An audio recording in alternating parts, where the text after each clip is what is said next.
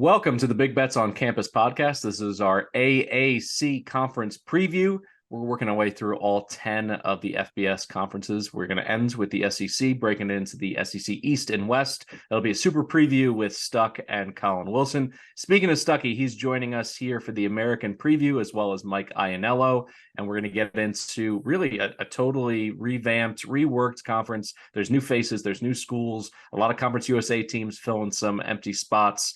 But let's start with you, Stuck. What are your thoughts on this conference that, honestly, I mean, they tried the moniker. They were going for Power Six. They got Cincy to the college football playoff. So many teams to a New Year's Six bowl game.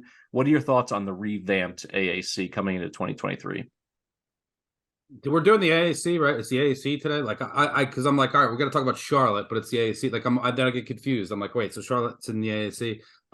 It's gonna be a fun conference this year. I'm glad that the top two will meet in the title. And they're not doing like divisions or anything like that as far as determining who gets to the title. But yeah, it's a fun mix of teams from Tulane all the way down to Charlotte. There's a lot of your dregs of the world, but this is what we love in college football, and it could present a lot of betting value both preseason and during the season. So I'm excited to get into it. Speaking of the dregs, Iannello, do you have love for some of these teams at the bottom? Because you really got to hold your nose doing the work for a preview with some of these teams. We'll get to Charlotte in just a minute. Yeah, not at the bottom. I think this is a conference that's very half and half. And my issue, and I'm excited to dig in with you guys, is I love all the teams at the top half, like a lot. And I was having trouble figuring out which one I liked the most.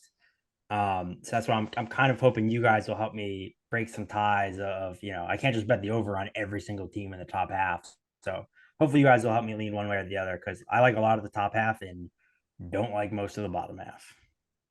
For listeners just tuning in to the American, we mentioned the musical chairs, all these new programs coming in with the Big 12 rating some of their best programs. So let me give you the rundown to win the conference here, and you'll get a feel for all of these teams. Tulane, 2-1. They are the defending champs. They went to the Cotton Bowl, upset USC, and just an absolute classic against the Heisman Trophy winner. SMU, plus 370. UTSA, the Conference USA champion, now in the AAC, a little bit north of 4-1. Memphis, 6-1. FAU, 8-1. Tom Herman coming back to the G5 level. North Texas, 24-1. ECU, 28-1. Then it starts to get really up there. Navy, 35-1. Temple, 38. UAB, 43-1. USF, 50-1. Tulsa, 55-1. Rice, 64-1. And then Club Lit has been burned to the ground. There's caution tape all around it. 140-1 to win this conference. Let's start there, because why not? We got one of the best coaching hires in terms of a personality upgrade. Biff Poggi is a gift. And if anyone was going to resurrect Club Lit, it is this guy. Matt Mitchell's going to hit us with some of the best offseason sound drops from this absolute walking soundbite. Charlotte, 3-9 on the season last year, 2-6 in conference. Their win total set at 3.5. Less than 50% of their offensive line starts return. -12 in the net tarp. That's the work that Colin Wilson does for us to be able to put into perspective the transfers coming and going, as well as the returning production. That's absolutely dead last in FBS. That's dead last in terms of offensive tarp, -7. Only 10 returning starters in total, both specialists. Shadrick Bird, their do everything, all-purpose guy. He's back. He's going to have to do it all, quite literally. And their defense was god-awful, but they returned 5 starters. Did I miss anything, Stuck, on our beloved 49ers? Club Lit, baby. Yeah, Biff Poggi's a character that will attack other coaches, like App State's coach on Twitter. Not afraid to hold back. This is a guy who made some serious money in the hedge fund world, resurrected a high school in inner city Baltimore, was an assistant at Michigan the past couple of years. This team's going to look completely different. Club Lit, it's a completely new club. They shut it down, renovated it, brought in some new investors, and we're going to see what the new club looks like. I will be looking to back them at times during the year. It'll be a wild ride, just like it was last year. Teams, of course you will, Stucky. Of course you will. They on paper, they have more talent than they did because of the transfers, but who knows how it's all going to fit together. I mean, you look at this team, but they brought in 8 offensive line transfers. I think 4 will start. 10 defensive back transfers. You get 3 new coordinators, obviously a new head coach. but you lose Chris Reynolds, who was so important at quarterback. You're every receiver possible. I think like a running back who was not even going to start as the leading returning receiver. Only 2 guards return on the offensive line. You got to just hope all these transfers hit. Their D was so bad last year. I mean, they only had 17 sacks, but you got some like talented transfers. Clowney from Ole Miss, Oki from Michigan. And yeah, so if you look at like the talent level of the transfers that they brought in, like the offensive line looks like it's going to be bigger. They should be bigger and more talented on the defensive front as well. Their D can't get any worse. It looks they're going to use. I would assume the Bethune-Cookman quarterback Jones, the transfer, is going to be their starter. But Biff has said they're going to use maybe 4 quarterbacks in the game, depending on the drive. And who knows? It's going to be fun to watch. The freshman running back Robinson, very high recruit. I think the highest in school history. So we'll see what he can do. But it's a brand new team. I mean, they do avoid Tulane and UTSA. They have, I would argue, 5 winnable games. Their win total is over 3.5 plus 125. Like, you got South Carolina State at home, Georgia State at home, Navy at home, Rice at home. At USF is in the finale, unfortunately. That's not great because we'll talk about them, but they're going through a complete overhaul, new offensive system, so you probably don't want to get them in the last game on the road. I'm not betting their win total. Huge. This team's very hard to price as far as like, we know they're going to be bad, but how bad? It's a complete rebuild, philosophy, cultural change. Like, this is a team that wanted to throw it with Reynolds and all those good receivers. This is like Biff Pogge come from Michigan, big offensive line. They're probably going to be more of like a running team this year. Just lots of freshmen, lots of transfers. It's going to be fun to watch. Who knows what to expect? I know who's going to be the quarterback down-to-down basis. So I'm close to their win total. They're 150-1 at some places to win the conference. Obviously not betting that. But I'll be looking to bet them. I'll find our weeks to visit the club. I mean, move over Biff from Back to the Future. There's a new most famous Biff in America. What are your thoughts here, Ianello, on a program that is starting fresh? Like I said, club was condemned, but they're going to go for a rebrand, try to turn this restaurant around. Yeah, Matt Mitchell talked, he used to always play the club lit sound. I think we need to find a new one, maybe some emo music or some, Hello Darkness, My Old Friend, because this might be tough. Especially this year. You mentioned, Chris Reynolds gone after 5 years, and we saw what the offense was without him. And not only that, their backups, Xavier Williams and James Foster, both hit the portal. I'm with you, Stuck. I think Jalen Jones will be QB1. He actually played for Pogge in high school, so he does kind of know the offense. They're moving from like a totally pass first offense to like a power running game. Who knows how that works? The one thing I will say I like about Pogge, and it kind of gives them a little bit of upside going forward potentially, is because he made so much in the finance industry. He returned half his salary. He's only making like $500,000. He returned half his salary to go to improve his assistance pool. You have to wonder in an NIL game, is he cutting a check out of his pocket at any point? They brought in like 40 transfers, which is bananas. It's like, Colorado-esque, except no one's talking about it. But yeah, I was looking at the Action Network power ratings, and outside of South Carolina State, our Action Network power ratings have them as an underdog of at least 11 points in every single game. So how are they winning any games? It's just I was just listening for the sound bites. All right, we'll go. Are you betting under? Are you betting under on our? No, I'm not betting it. I'm just not betting over. Yeah, I'm not going to start this AAC preview with an under. It's just a pass for me. Yeah, I want to be entertained, and if media days are any indication, I am entertained by this. We will be backing them. Yeah. We will be backing them. There might be a decent under team and big underdog. Maybe at Maryland week 2. I mean, their offensive line might average like 305, I think, so with their transfers. And then you got, decent freshman running back, mobile quarterback. They're going to stick with the running clock, and their D has to be better. Like, just talent-wise, it's better. Can't get any worse. There's just a lot of uncertainty. Just a ton of transfers and freshmen and scheme changes, and it's going to be another fun year in the club. But let's move on. I can't bet they're under because I want them to win games. I just don't think they will. Yeah, I project them at 3.1 total. Like, they're under 3.5 juice to the under.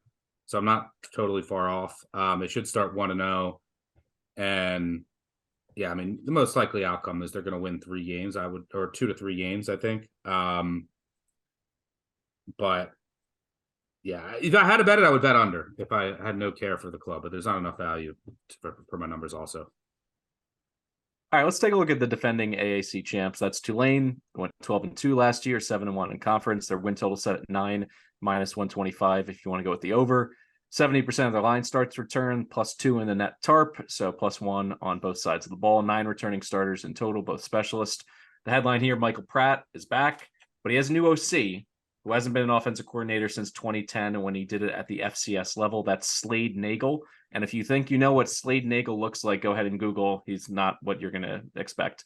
No more Tyjae Spears, but there's lots to like in Clayton Johnson, a New Orleans kid who did pop in reserve work last year. He could be interesting there offensively. Then we go ahead and hit up the receiving core. It's strong. They also added Yul Keith Brown from Texas A&M to help out the reigning Action Network gambling Heisman winner, Michael Pratt.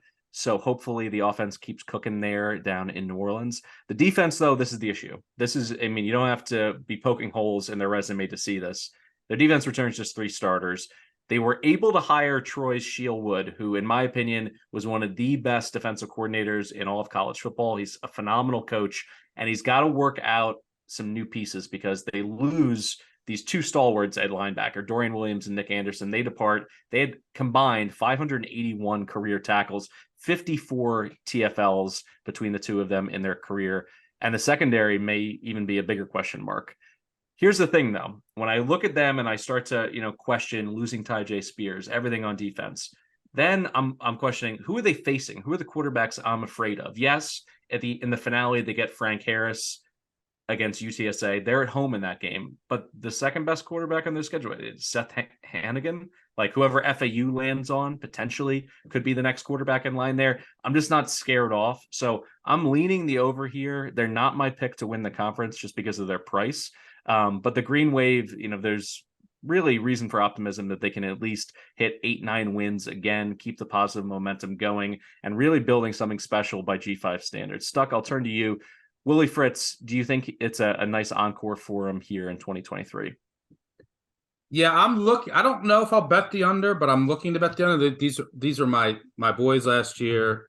Shout out to longtime colleague Michael Lieboff. He texted me before the season, give me a long shot future. I said Tulane 50-1. He bet it.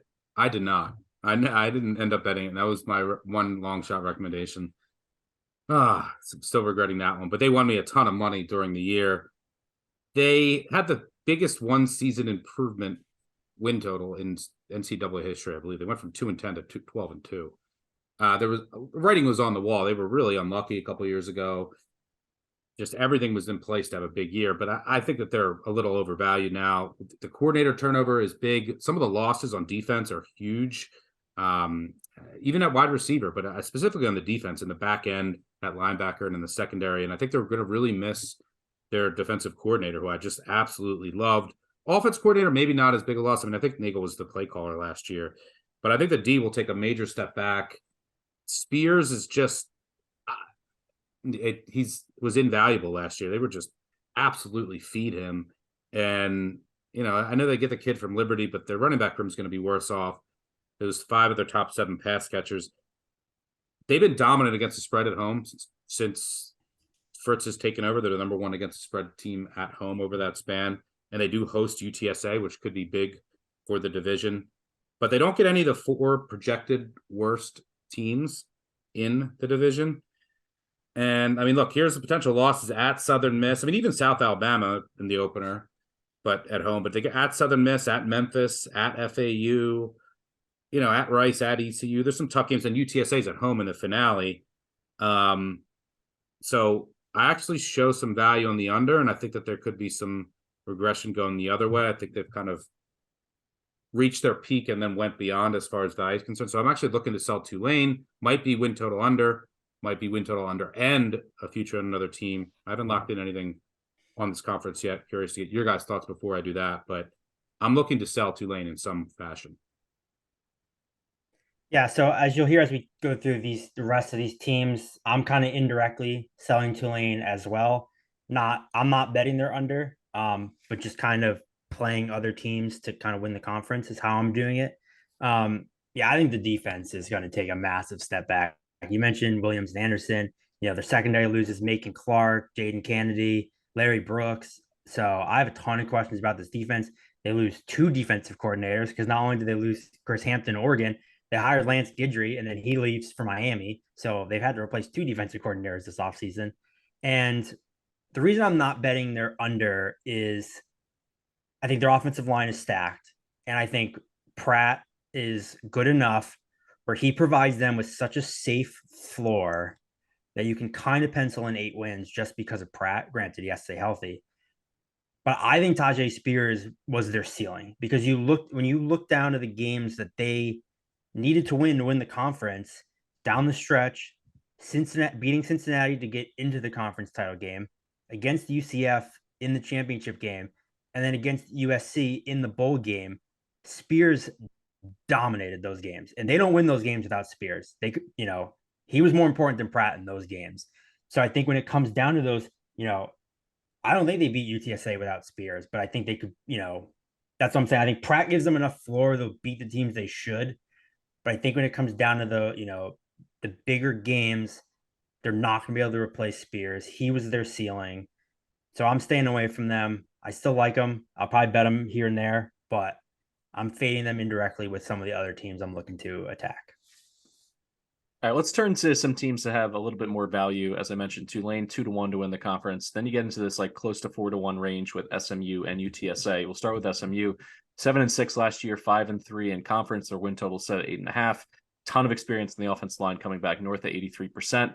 Negative 5.5 in the net TARP, most of it on offense, which some of it I think is a bit overrated. 12 starters returning, both specialists. Preston Stone finally getting the reins here, 4-star kid. The Stone Age. The Stone Age has begun, and Rhett Lashley has been effusive about the kid from day one. I think he did everything he could to make sure they didn't leave with Tanner Mordecai getting one more season ahead of him. But Mordecai now off to Wisconsin. It's Stone's time.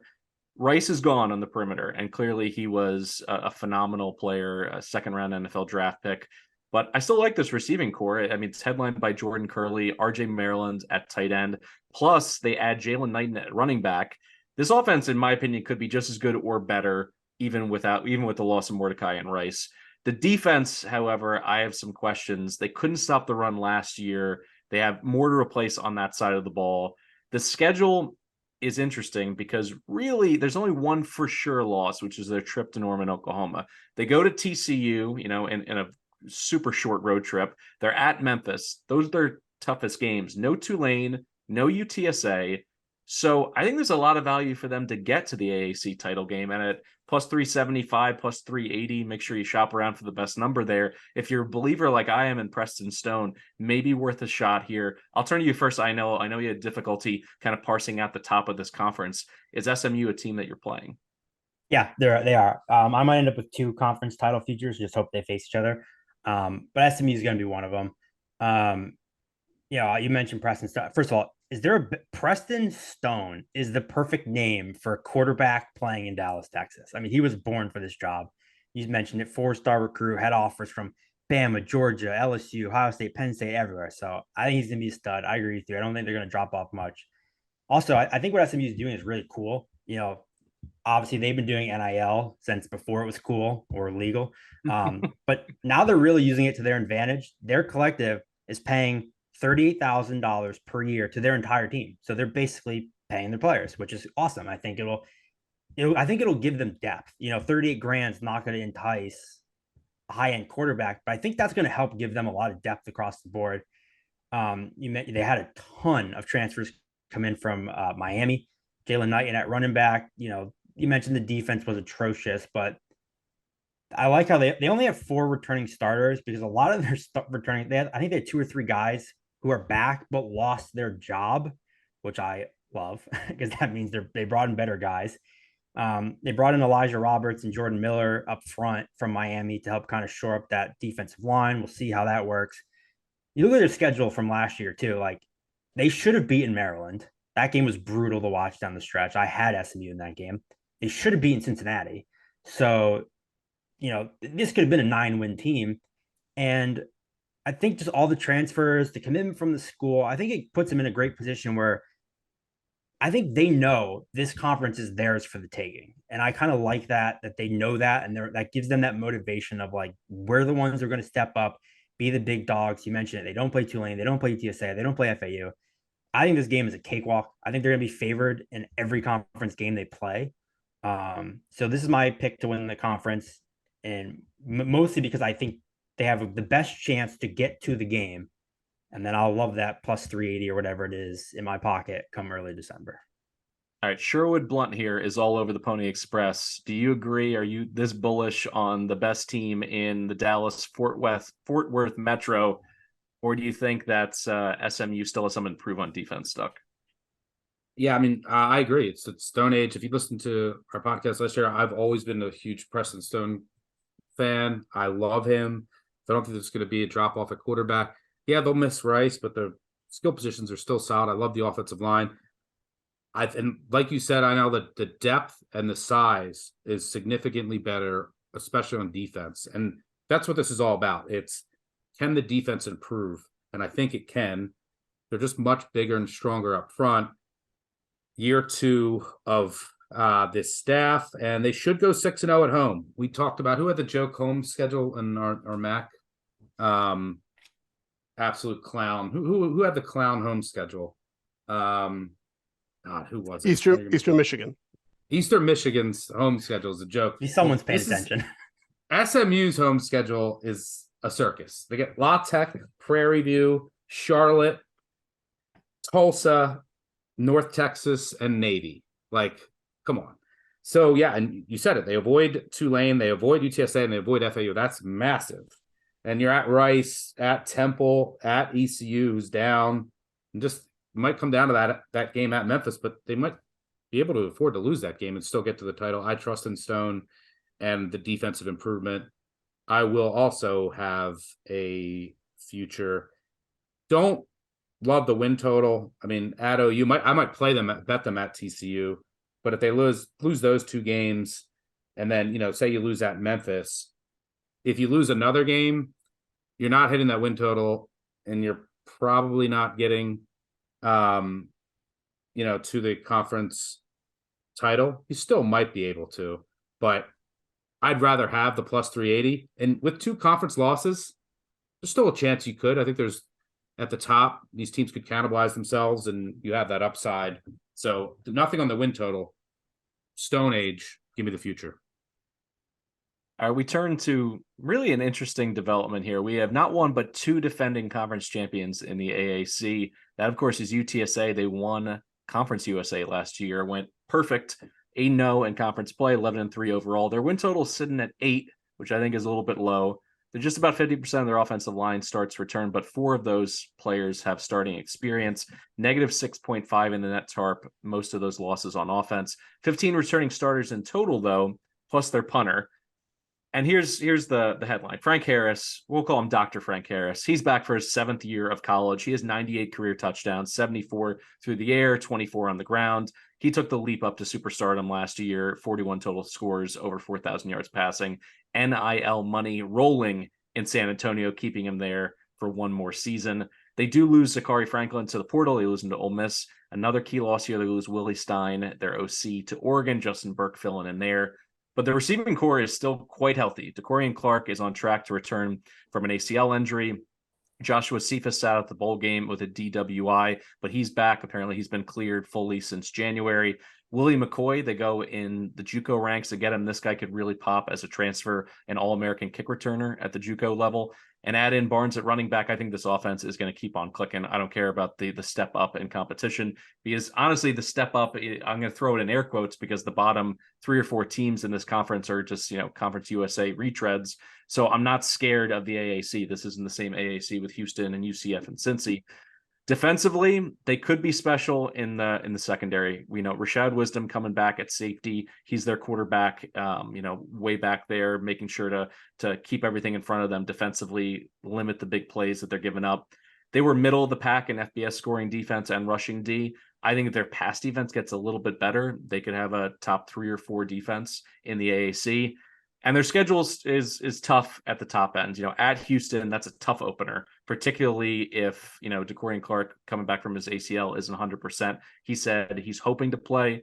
Certainly, if he plays the way he did before he got hurt, that's a huge plus. They're at Tennessee in September, at FAU, and at Tulane. That's why this win total is set at 8. I still like over. This is still my pick to win the AAC at plus 420, let's call it. Make sure to shop around there.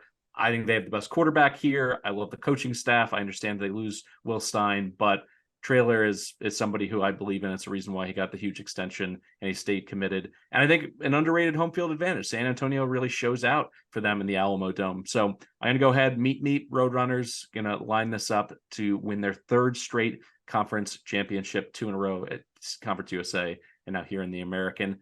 Do I have, think of the colors here, the blue and orange tinted glasses stuck, or do you think all this optimism is justified? I think they're priced about right. I do have some questions about some of the offensive line. I'm going to see how that comes together. And then in the secondary, for sure, which might hold them back. Their floor is very high here. If you look at their schedule, like they should win 7 to 8 games. Their over 8 is juiced, like closer to 8.5. They're and then 10 of their 12 opponents have new quarterbacks, which could work in their favor, having a really experienced quarterback back for his 7th year in Harris. But they have tough non-conference road games at Houston and at Tennessee, and then they're at FAU and at Tulane in the finale. So I really think that they're priced correctly to me.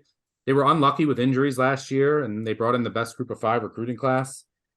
Definitely a program on the rise. They're going to lose at Tennessee. I think that they'll lose at FAU and at Tulane. So basically, like if you like this team, and I think they're like for my numbers, they're priced pretty close. I think their win total comes down to the first game at Houston. They win, and that game's what, a pick, close to a pick, somewhere a coin flip. So if you really like them, and bet on the first week, don't tie up your money for 3 months. I really think that's what's going to decide their win total. So pass for me, but I'm fading the 2 conference winners in UTSA and Tulane, not directly, but indirectly, like I know with other overs and futures. So pass for me on the Roadrunners. Meet me. Paging Dr. Harris, do you agree with Stuck or with me, Ianello? I'm with you. I when I go down and do all my previews and research and everything, I go in alphabetical order. So I got to SMU and was like, love them, backing them to win the conference. This is my squad. And then I got to UTSA and I was like, I'm gonna have to take them too, because I can't find a reason not to play them. You can point to Tulane and say their defense and they lose Spears, and with them, it's like their only real concern is they lose Corey Mayfield and Clifford Chapman in the secondary, but you mentioned it, getting Rashad Wisdom back is the heart and soul of that defense. He was their best player in 2021. So I think getting him back almost offsets the 2 of them just because of how good he is and he's the heartbeat of that team. Their offense, you mentioned it. Yeah, they lose to Kari Franklin, but everyone else is back. Frank Harris is so good, and he's gotten better all 15 years he's been at UTSA. So I don't even know that he's reached his ceiling yet. So their offense, I think, is going to be just an absolute weapon again. My only question is, does Jeff Traylor win a Conference USA title, then win an American Conference title, and then leave for a Power 5 job? Maybe he gets the Texas A&M job, goes to the SEC for the 3-peat, 3 different conference titles in a row. That'd be pretty impressive. They don't have as many free wins as they did in Conference USA. They don't get Charlotte, they don't get Tulsa, which sucks. And I think that last game of the year, I actually kind of agree with Stuckey, where I'm taking them. I'm playing them against Houston in that game for sure, which is kind of why I'm not playing their win total. I'm just going to play them against Houston. But I think I'm going to take them to win the conference as well. And I think that game, it comes down to that at Tulane game at the end, I think. That's kind of my way to fade Tulane, I guess, is play UTSA to win the conference. And ideally, it's UTSA versus SMU in the conference title.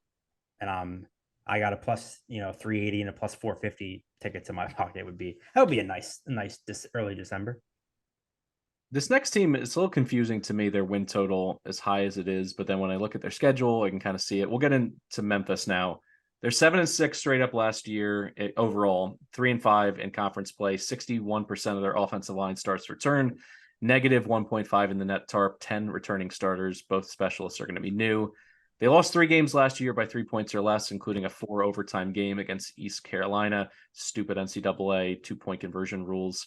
Seth Hennigan, third year as a starter, had a nice season last year, 64% completions, 26 total TDs, only 8 picks. He cooked Utah State in the bowl game. So in terms of recency bias, the last look we got at the Tigers, they look strong. Some low-key big wins in the portal. They get Blake Watson from Old Dominion. They get Demir Blankumsey from Toledo at receiver. A&M and OU transfers on the D-line. To me, though, it's like the schedule. Like, on one hand, I break it down. I'm like, there's a handful of gimmies. They got Bethune-Cookman, Arkansas State, UAB, which I'll talk about soon, USF with a new staff, Charlotte. But then they have this like weird 4-game stretch that starts, I want to say, near the end of September. They got home against Navy, then they got Mizzou and St. Louis, home against Boise State, and then home against Tulane. I could see just about anything happening in that window. I could see 3-1 or 1-3, and I think it's going to have a huge impact on their momentum for the entire season. So this is a team that I haven't figured out, so I'm going to leave them on the sideline. You could make a strong argument for them to come, from the outside of the leader pack at 6 or 7 to 1 to win this thing. You can make an argument for over 8 on their win total. But I'm going to start with Ianello on this one. The Tigers were just a team that I was scratching my head trying to just visualize a narrative of how the season plays out. I talked about being in a weird spot where I'm like kind of playing the over on like all these top teams, but I like Memphis. I think Seth Hennigan is criminally underrated. Back-to-back seasons with over 3,000 yards, 25-8, 21, 22-8 in 2022. So it protects the ball. I think he's only getting better. They need to get a little bit better in the deep game, which you mentioned the Toledo transfer. Apparently, he's like absolutely turning heads in the spring, and the coaching staff thinks he's going to totally up that deep passing game, which is kind of their weakness. You mentioned the depth at running back. They're loaded at running back, and so I really like that. The 3 linked receivers are gone, but like you said, I think if the Toledo transfer comes in and can help them, that'll help. The defense loses its top 2 tacklers, but everyone else is kind of back. They should do a better job of getting after quarterback. That was kind of an issue last year, but their DN should do a better job at that. The only thing that scares me with Memphis is they're a weird team where they've lost 8 of their last 10 one-score games over the last couple of years. So does that become coaching? That was my ask. My question is, does that mean they're due for regression, or does that mean they just can't win close games? And that's going to just continue to be an issue. Memphis was such a dominant program under Norvell and stuff. And then, Silverfield kind of hasn't kept them or elevated them to that place. Looking at, how our action hour power ratings have them favored in 10 games. They avoid UTSA. They get Tulane and SMU, but they're both at home. The only games that our action hour power ratings have them underdogs in is Missouri and Tulane, which are honestly both winnable games. This team beat Mississippi State 2 years ago. I'm not saying they're going to beat Missouri, but they get Missouri in St. Louis. It's not a true road game. They could win that game. So I like over 8. I like that push because I think 8 is kind of their floor, if that makes sense. So I picture them being, 8, 9 win, 10 win team. So I'm not going to buy them from a conference perspective because I like the other teams, but I like the over on Memphis. I'm going to take it. What do you think you're stuck? I'll echo all the sentiments and say I think they are due for some regression. I mean, last year they outgained all but one AAC opponent. They were 0-4 in one possession games, and if you look at them, they lost 4 by 1 possession, 3 by 6 combined points. All 5 of their AAC losses were by 10 points or less. They lost that absurd game to Houston. I had Houston, luckiest win ever, like all these 4th down conversions late, onside kick, 4 overtimes to ECU. They also had the ball inside the 10 to win against SMU. Like, they were just fluky. So, I like this team. I like Hennigan. I like the schedule. They're also the only team in a league of 14 that returns the same head coach, offensive coordinator, defensive coordinator, and quarterback. Second year of both schemes. Very manageable road schedule. Also, they like if they beat SMU at home, maybe that gets them over and then knocks SMU out. It's kind of a semi-hedge to SMU as well, the SMU future. But I like the over 8 as well. All right, let's turn now to an FAU team that went 5-7 last year. They faded down the stretch, 4-4 in conference. Their win total set at 7.5. 60% of their line starts return, +7 in the net tarp, +5 on defense alone. 16 returning starters and their kicker. And the big headline here is the return of Tom Herman to the G5 ranks. Here, just a quick spiel on the national narrative, which I think is interesting. Generally, people judge coaches at their highest level, like wherever they elevate to, whether it's, an elite Power 5 job or they go to the NFL, and they view that as the true nature of their coaching. And I think Tom Herman is this weird situation where people are like, see, he got fired at Texas. He was kind of a fraud. Just real quick, he went 32-18 at Texas. He went 4-0 in bowl games, including a Sugar Bowl win over Georgia. Whereas Sarkisian has as much, rope as he wants here. Everyone's just giving him a bunch of latitude and he'll get it figured out. Where Tom Herman, it was like he was coaching for his life, it seemed like the last 2 years.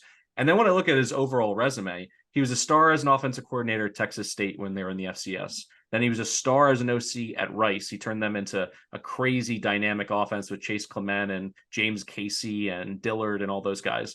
Then he transforms the offense at Iowa State, an offense that historically has never been all that potent, orchestrates one of the greatest upsets in the history of college football when they knock off Oklahoma State when they were 2 in the BCS, ruin their national title chances, goes to Ohio State, overcomes all the quarterback injuries, wins them a national title, kills it at Houston in G5 ranks, leads them with, a wide receiver turned quarterback all the way to a New Year's Six bowl, and they just whip Florida State. And then, like as mentioned, he did well at Texas. He just didn't break through and lead them to a college football playoff bid or, a national title or anything like that. I think this guy's a great coach. And then I look at what he has offensively to work with here, whether it's Casey Thompson or Daniel Richardson at quarterback, the weapons are all there for this to work because Larry McCannon III is one of the best running backs in this conference. Kobe Lewis, aka Low-Key Lewis, coming in from Central Michigan. I think he went for 1,000 yards a couple years ago for the Chips. LaJohntay Wester out on the perimeter. I love what they have on offense. I think this could be the surprise offense of the AAC. The defense has nearly the entire back 7 back, 7 of their top 8 tacklers. Tough opening month in terms of who they draw. Ohio, one of the best G5 teams, at Clemson, at Illinois. But I'm bullish on this team. I'm going over on their win total as my favorite play on a win total in this conference. And I think there's plenty of value on them at 8-1. I'd love to get just a little bit better, plus 850, 9-1. I'm going to shop around. I'll start with you, Stuck. Do you agree with my assessment of Herman that for some reason he has all this negativity around him and that he had to settle for a job at FAU when honestly he's been really a great coach for about 20 years? Yeah, Herman won me a bunch of money. I'm a Herman guy, and I will be betting an FAU future here. Shop around for best number. My hope is FAU versus SMU in the conference championship game. FAU avoids SMU for what it's worth. They also avoid Memphis, and they host UTSA and Tulane. Those are the top 4 projected teams. Very manageable road conference schedule at USF, at Charlotte, at UAB, at Rice. I mean, come on. Just the schedule alone. Casey Thompson. I actually love the offensive line. I love the offensive line coach hire. I think the offensive line can be really good. You mentioned they have one of the best backs in the conference. Thompson, now playing at this level, I think can actually exceed what Perry did. And Perry was actually much more efficient than I thought he was going to be. So, yeah, I think that this experienced defensive line can take a jump as well. They returned 5 starters in secondary. There's a lot to like about this team. Some of the transfers they bought in, add in the schedule. I think it's a big coaching upgrade across the board. I'm buying FAU. Give me an FAU future to go along with my Stone Age future. I don't know if they named Thompson the starter already. Obviously, Daniel Richardson in the mix. Yeah. Remind me, Ianello, did you call him the Raymond Felton of college football back in the day? It's sawed off. He's like 5'9", 230 pounds, but he was a playmaker for the Chips. Like, I wouldn't hate if he was the starter either. Yeah, he's like a fire hydrant with legs. It's funny. I wrote down basically the same exact thing as you. It's easy to remember Texas Tom Herman, but he went 22-4 at Houston when he was the coach there. Willie Fritz is the only other coach with an AAC title in this conference other than Tom Herman. So, he kind of gives me I'm kind of having the Clay Helton, Georgia Southern vibe. There's the same thing with that. Clay Helton comes in, takes them to a bowl, revamps the offense. Like Tom Herman is a very good coach. And I think I mentioned it on the Mac podcast. I don't know what order these are coming out, but if I'm saying this for the second or first time, I have a very tiny brain and I see something and I remember it. And Casey Thompson in that bowl game against Colorado looked like the best quarterback on the planet.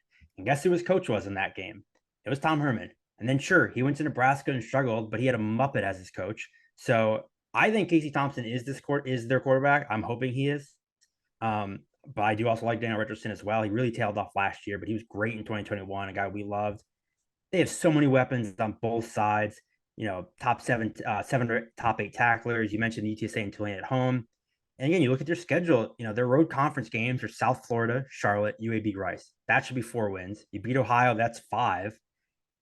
You need 2 wins against Tulsa, UTSA, ECU, and Tulane, and all of them are at home. So I love the hire of Herman. I promise my AAC love fest stops here because there's only so many teams I can invest in. But I do like over 7.5.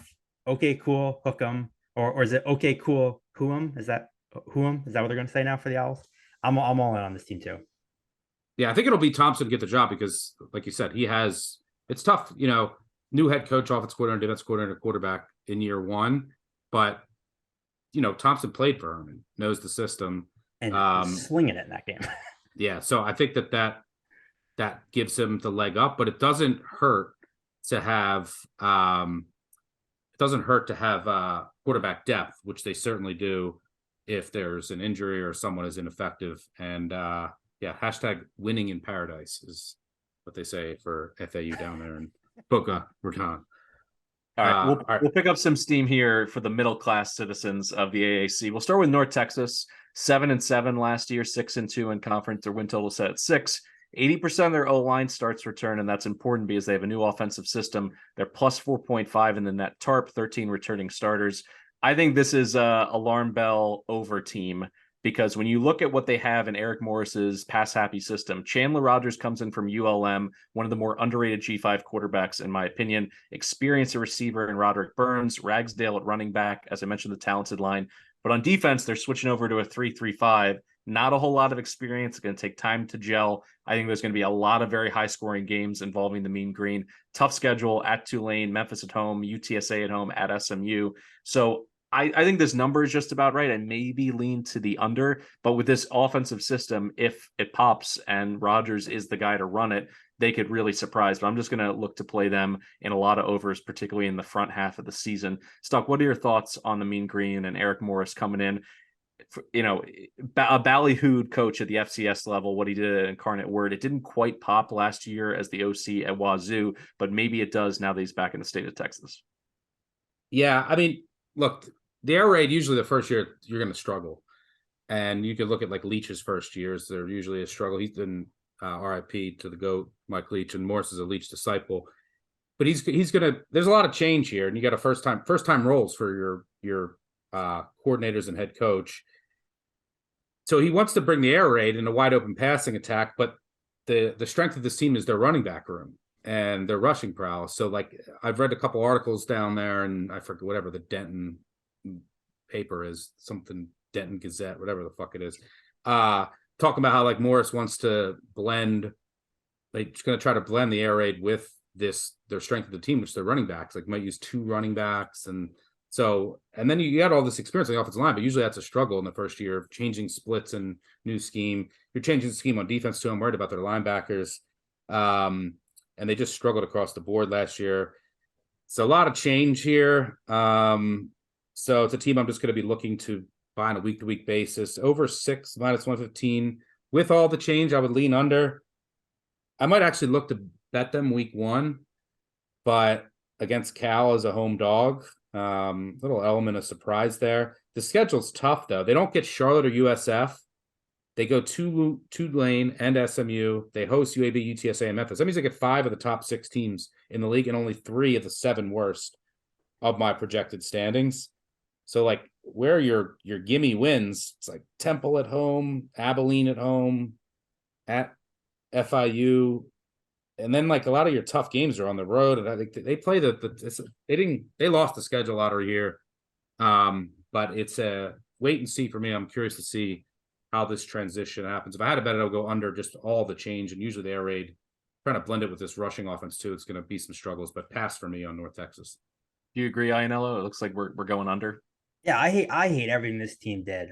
I hate this hire. Well, first of all, let's pour one out for the fact that Austin Ani decided not to come back for his age 30 season, which he did somehow have eligibility left. He could have came back if he wanted to. We would have had a 30-year-old playing quarterback. RIP to Austin Ani. I hate what this team's doing. Stuckey mentioned that first of all, firing Seth Luttrell after he reaches the conference title game and reached a bowl in 6 of his 7 years makes no sense. And then they have 3 stud running backs, Attaway, Adai, and Ragsdale. I don't know how they kept all of them there. I don't know why the hell all 3 of them came back. They all averaged 58 yards per game last year. And over the last 2 years, when they ran the ball, they were great. And they bring in Chandler Rogers, who, by the way, is a better runner than he is a passer to begin with. They should never throw the ball. So for them to be running an air raid is so stupid. It makes no sense. I hate it. Their whole defense is switching up to a 3-3-5, which isn't going to work because they're super small up front. They lose Katie Davis, their star linebacker.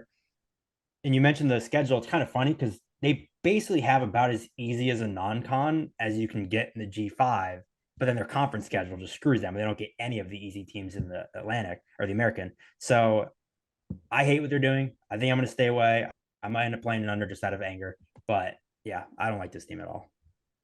So you mentioned Austin Ani. We talked about, UTSA and their 7th-year wonder quarterback. It's just not fair that ECU couldn't bring Holden Ahlers back for one more year. I feel like everyone was just getting a 7th year. So pour one out for Ahlers.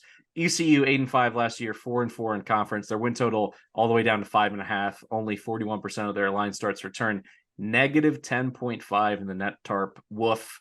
-7 on offense alone. That's tied for the worst in FBS. Only 10 returning starters in total, both specialists. New faces everywhere. At Michigan, versus Marshall, at App State, SMU, at UTSA, Tulane at home. I've historically always really liked ECU. I think they have a great home field advantage. They have one of the best sports bars in America, Sup Dogs. Their run defense is going to be pretty good. They're strong against the run. Last year, they returned their entire D-line, but huge concern in the secondary. I think they're going to get shredded through the air. This is the year I think they finally have to take a step back. Mike Houston has to have a rebuilding year. Stuck, do you agree? A team that's kind of been banging up against maybe getting to the 9-10 win window if they were able to upset a team like NC State, they couldn't quite pull it off. They seem to be so close, but I think this is the year they take a few steps back. Do you agree? Yeah, under nothing with ECU. RIP Ahlers. This kid Mason Garcia is a big arm, has some potential, but big losses at receiver with Johnson Winstead, also Jones, their tight end, who I love. Inexperienced offensive line. Defense, too, big losses on the back end. The D-line will still be good, and they'll be decent against the run, but big losses on the back end. They'll need some FCS transfers to step up. Schedule-wise, they also play 5 of the top 6 and only 3 of the bottom 7. You got some wins that you think you'll have there. Gardner-Webb at home, Charlotte at home, Tulsa at home. They match up well with Navy. They're at Navy. Can they steal 1 or 2? Sure. I think they're priced close to I show a little value in the under, not wildly. It's under or nothing with ECU. I do think they take a step back. Lots of losses everywhere, although they do have coaching continuity, at least. But yeah, major losses across the board for ECU, under or nothing. Any quick thoughts here, Ianella? I just think it sucks because last year's team would have been so much fun in this new American, because last year's team is right up there with SMU, Memphis, challenging for the top spot. So it just sucks that the timing wise worked out this way. But yeah, I'm with you, Stuck, under or nothing. I think, if their win total is 5.5. When you look at the schedule in this team, to me, 6 is their absolute ceiling.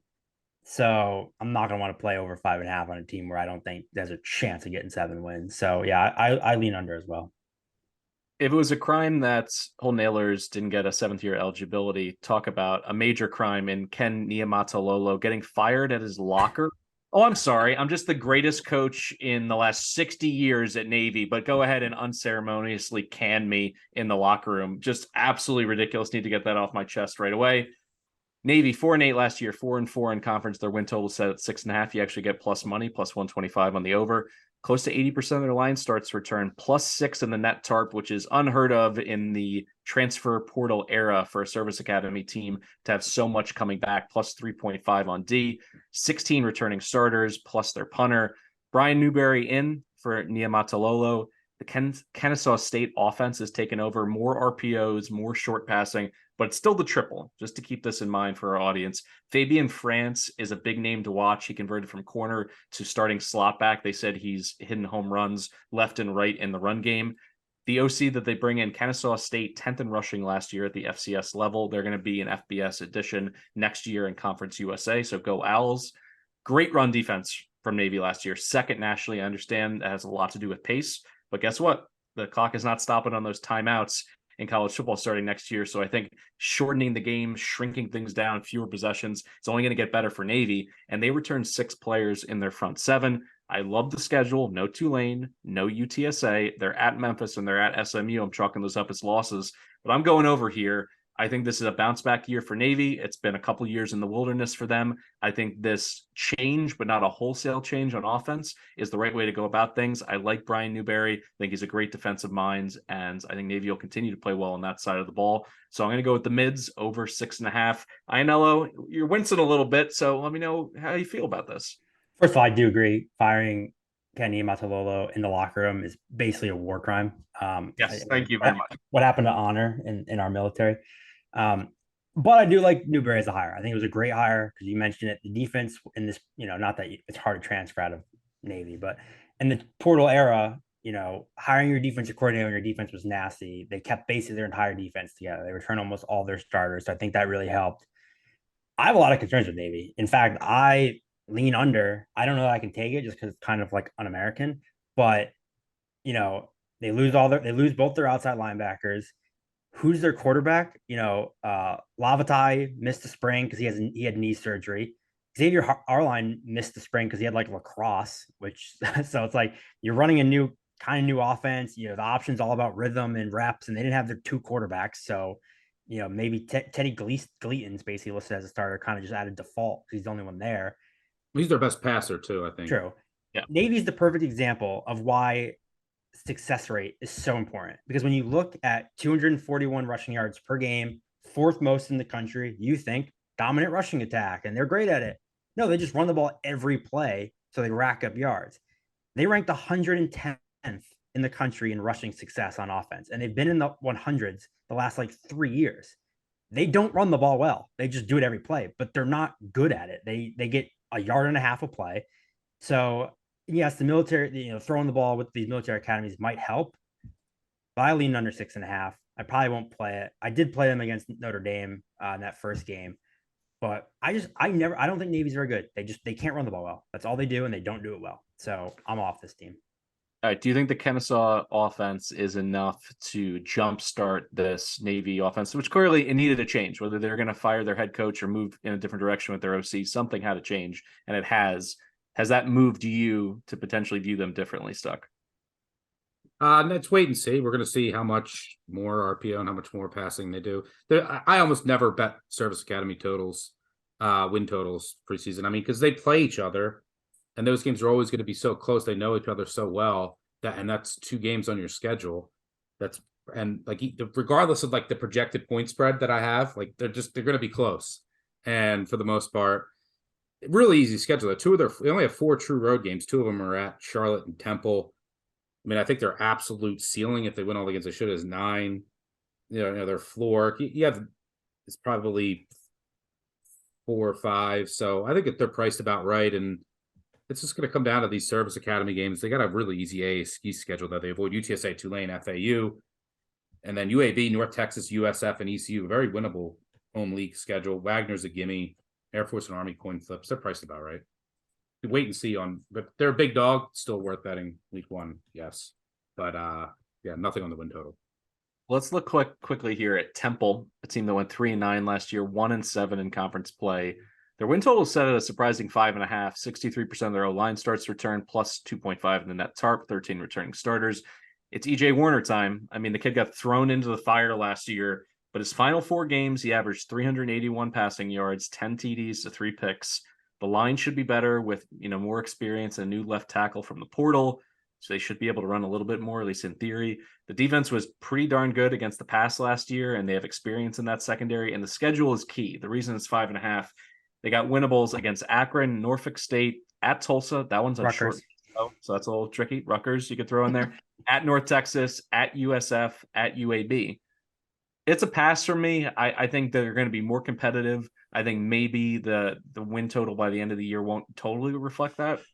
I see them getting to 4 or 5 wins. So it's kind of a pass for me. But I do like what they did where they're like, listen, it's a transition year. We got to see what we have in Warner. They certainly got some good returns by the end of the season. Just some quick thoughts on the Owls. The Owls number 2 here in the AAC. What do you think about Temple, Ainella? Yeah, I love EJ Warner. I think he was awesome. You mentioned it. Torched South Florida, torched Houston, torched ECU down in November. Another thing that's notable is their former quarterback, former Georgia quarterback, DeJuan Mathis, is transferring, converting to wide receiver. Apparently, he looked really good. I was reading a lot of things that he was like turning heads in the spring. He's super fast. So that kind of makes sense. Yeah, I think they took a big jump on defense. I think they'll be good again. You mentioned the schedule is doable. You know, they could start 2-1, and they could beat Rutgers. They'll have the best quarterback on the field against Rutgers. The toughest conference games, UTSA. If they beat Rutgers, they could start 3-0. Yeah. UTSA, SMU, Memphis, hard games, but they're all at home. I still don't think they win them. What sucks is they got screwed because their most winnable conference game is probably against Tulsa, and it's on a Thursday night. Short week after hosting Miami. Yeah. 5 days after playing Miami, which sucks.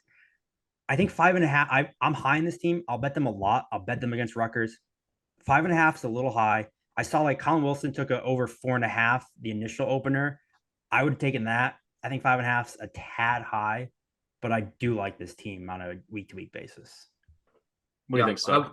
I would agree with all of that. I wanted to bet them, and they were 0-4 in one possession games last year, bottom 10 in turnover margin.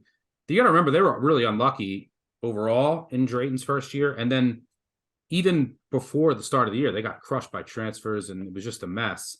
And I'm a big fan of Warner, so I was looking to back this team, but I just can't at this number with this schedule. You mentioned that Tulsa spot is brutal. You know, we even said Akron's going to be feisty in the opener. They get UTSA, Memphis, and SMU are 3 of their 4 home league games. That's brutal. And the conference, like I mentioned, conference opener at Tulsa on a short week is after hosting Miami is brutal. And then like your easiest games are all on the road, at North Texas, at USF, and at UAB. At USF and at UAB rebuilds, and then you have to play them later in the year, which isn't great either. So I hate the schedule across the board. So it's a team I wanted to buy, but I just can't. So it's a pass. But like I know, I'll be looking to bet them and tweet out some Owl gifts for sure. The Owl gifts are back this year. Here's an under team. UAB 7-6 last year, 4-4. Their win total set at 4.5. You can actually get plus money, plus 125 on the under. One of the reasons, 14.3% of their line starts return. That's the worst in the FBS. Net TARP, -12. That's the worst overall in the nation. Offensively, -7, worst in the nation there as well. 6 returning starters in total, plus their kicker. Dwayne McBride is gone. I have no idea how he slid to the 7th round of the NFL draft, but that was a mistake because the guy is a monster. Jermaine Brown Jr., I really like him. He's a good back, but he's sub 200 pounds at 5'8". He's not going to be able to run as often as McBride did. And I'm out on the Jacob Zeno experience because of Trent Dilfer. So let's get into Trent Dilfer here. Let me stretch a little bit. Fun fact: Cook him. Here we go. Let's do a little trivia. How many seasons of his 14 did he complete more than 60% of his passes in the NFL? What do you think, Ainello? 1.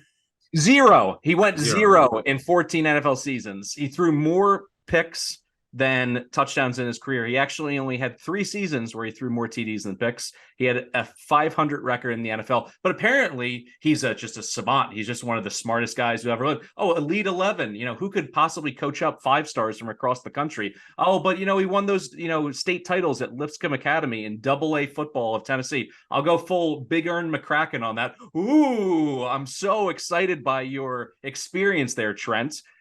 So he gets the job, right? After beating up Bo Dawson, one of his tight ends, knocking him down the sideline of high school football, screaming at him during a game. The guy is a total head case. So I thought to myself, you hired him in the same vein of like hiring some of these big name coaches that don't have a ton of experience. He'll surround himself with a coaching staff that has tons of experience. No, not Trent Dilfer. He's the smartest guy in the room. He's got 10 full-time assistants coaching positions. 7 of them have never done that before. So here we go. One last thing on Trent Dilfer before I get myself all worked up into a lather.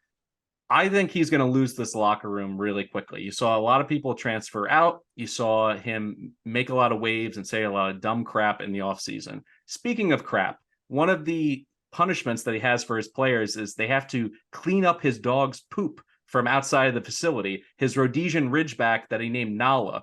Why did he name him Nala? Well, Rhodesian Ridgebacks, for those not in the dog world, they help hunt lions. It's kind of like naming a Labrador duck. This guy is just an absolute schmuck.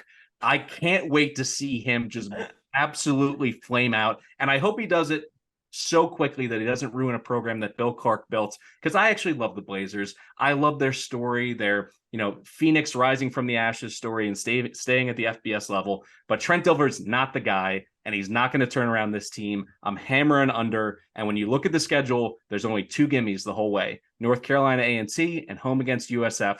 That is it. He is going to get outclassed and outcoached against Georgia, Tulane, UTSA, all on the road.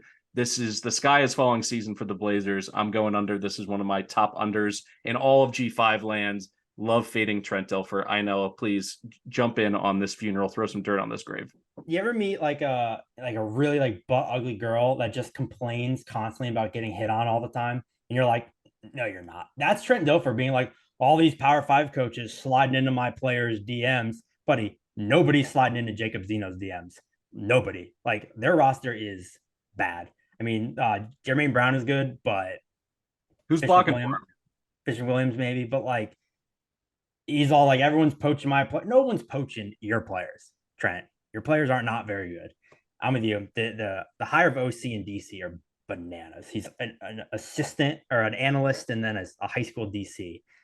Yeah, I think this is gonna be bad. I'm with you. I think he loses. His shtick's gonna get real old real quick. Yeah, he's an Elite 11 guy. It's like, okay, but none of those quarterbacks are coming there. So how does that help at all?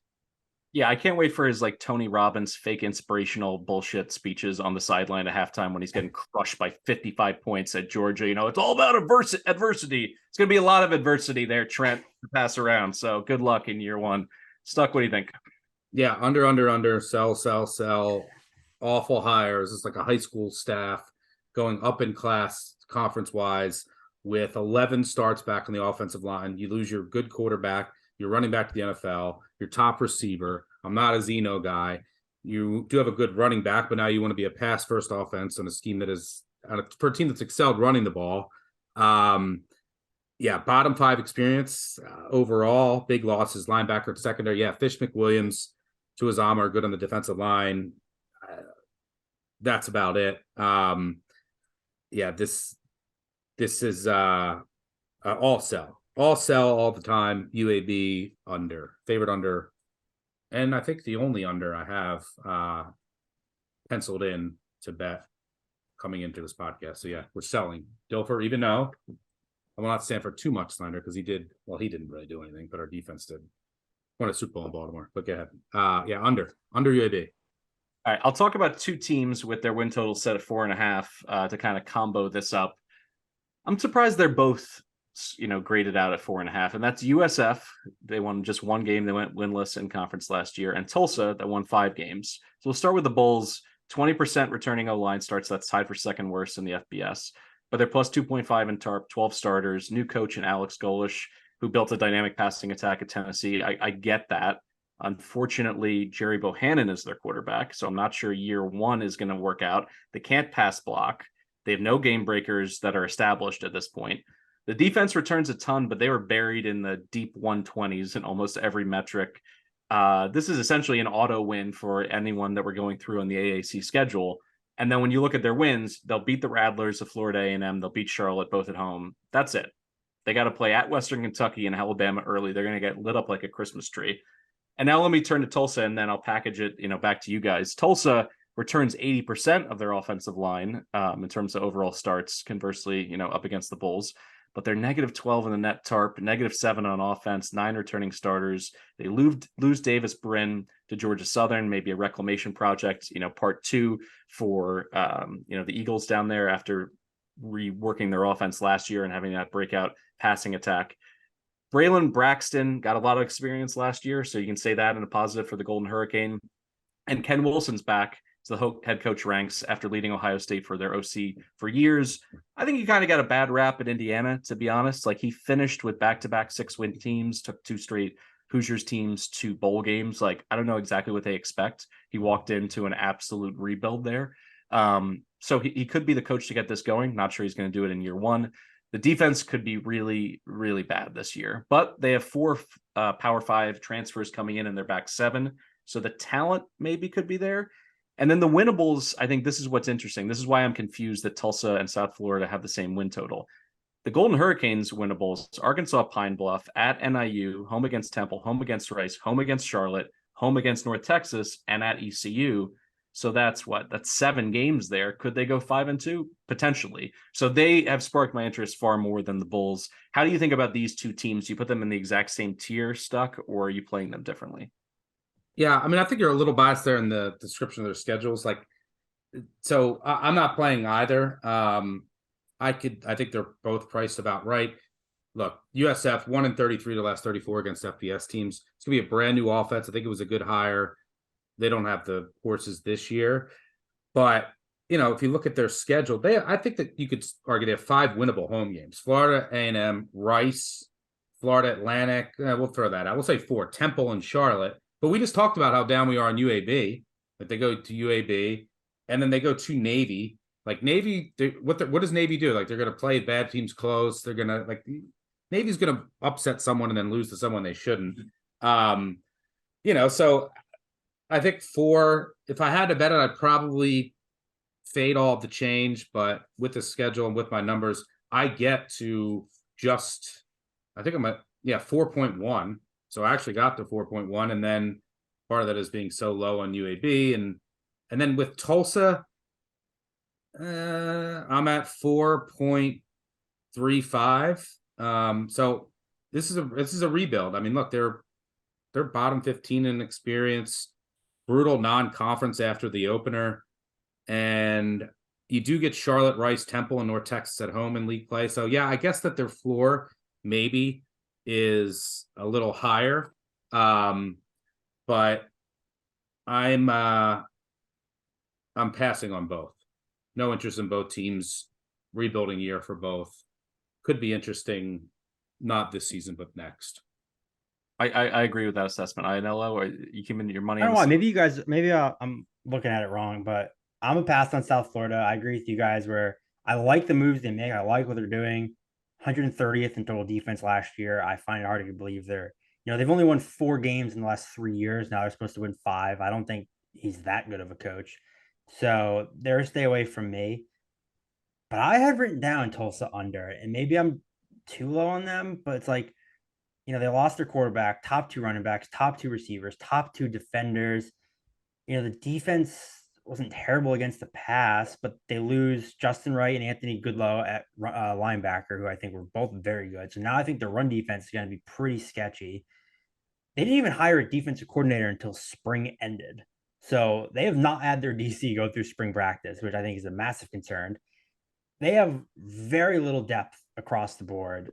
So, they won 5 games last year. I think they take a step back.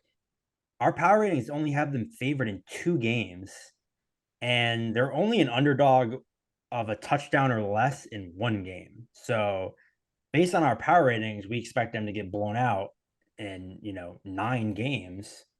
So, we talked about I'm high on Temple. We'll talk about Rice, but I think Rice is probably better than Tulsa, to be honest with you. And so I don't know. I'm kind of down on Tulsa. So I actually like their under 4.5. I will say, I think that the new staff's going to fix, like, Tulsa was having, like, culture, discipline, penalty issues. I think that the new staff could fix a lot of that low-hanging fruit. So I don't hate the undercall, but no play for me on either team. I actually left out one more team at 4.5. Let's wrap this up here with Rice. They went 5-8 last year, 3-5 in conference. But what's interesting to me for a team like Rice, they get gifted a bowl game, which meant those extra practices. They have 80% of their returning O-line starts. They're +7, which is tied for the best in the AAC in the net tart, +4.5 on offense alone. 12 returning starters in the punter. They get JT Daniels in at quarterback, who's, mystery box. But what's interesting to me right off the bat is, like, are they a positive regression candidate on turnovers? They turned it over 32 times last year. That was absolute worst in the FBS. So if you're making some arguments for these teams where it's like, when something was so extreme last year, it can't get any worse. I agree. Like, if you turned over 24 times, it would be a significant improvement and you'd still be a turnover happy squad. I love their receiving core with Rosner and McCaffrey, lots of experience on the line. Defense could work their way into like the 90s in scoring defense. I'm not going to say that they're going to be lights out by any stretch, but I don't think in a conference that could see a lot of really bad defenses that they'll be mentioned in the same breath. And then starting September 16th, they're home against Texas Southern, at South Florida, home against ECU, versus UConn, difficult game in that stretch, but then at Tulsa. So I like that. But then I look at the last 5 games: home against Tulane, home against SMU, at UTSA, at Charlotte, home against FAU. So if I'm going over on the wins, I'm going to know by mid-October, because you're not squeezing out more than 1 win down the stretch, and that'll be at Charlotte.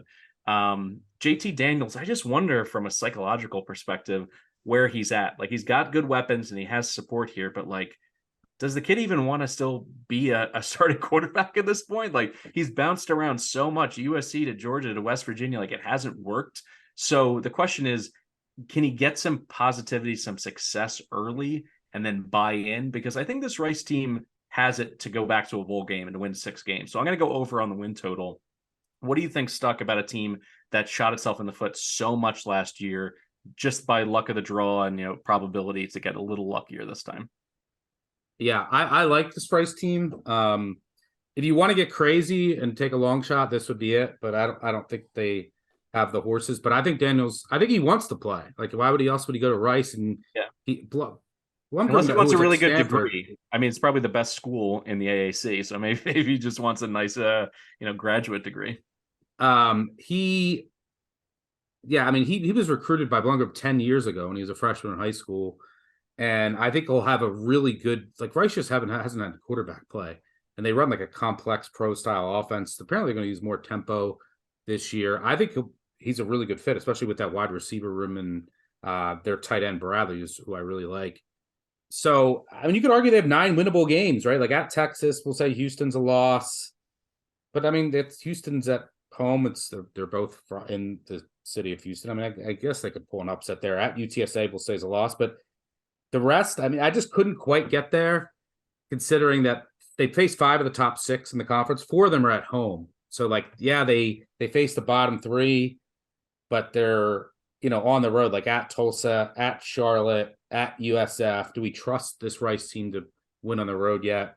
I don't know. I'll be looking to play them on a game-to-game basis. Lean over, didn't quite get there, but I like the Daniels get. Yeah, Zach, same as Stuckey. I like Daniels, but he's kind of a question mark. Do we get a 5-star? Do we get the quarterback we've seen? I like what Bloomgren's been doing. They've had 4 of the last 5 recruiting classes in program history over his tenure. And to be honest, if you look at what they've done since he took over, 2 wins, 3 wins, 4 wins, 5 wins. So 6 wins this year. You can go ahead and book that. But seriously, when I look at the schedule, I think, the way I broke it down was Texas, Tulane, SMU, UTSA are losses. 2 wins, you give them Texas Southern and Charlotte. That means they need to go 3-3 against Houston, South Florida, ECU, UConn, Tulsa, FAU. So I'll probably just pick 3 or 4 of those games to bet them in instead of playing their total. But I would lean over, but I'll probably just bet them against, South Florida, ECU, and Tulsa, and just call it a day. Yeah. So if you're following along, just to quickly recap, I know likes all 14 overs. I don't like UAB. I didn't like UAB. 13 overs in UAB under. So hopefully we can go 8-6 on those. But in all seriousness, I like my 2 futures are SMU, it's the Stone Age, and FAU. We're back in Herman, and presumably the Casey Thompson upside, and most importantly, both of those schedules. And then I'm semi-fading Tulane and UTSA, who I think are a tad overvalued.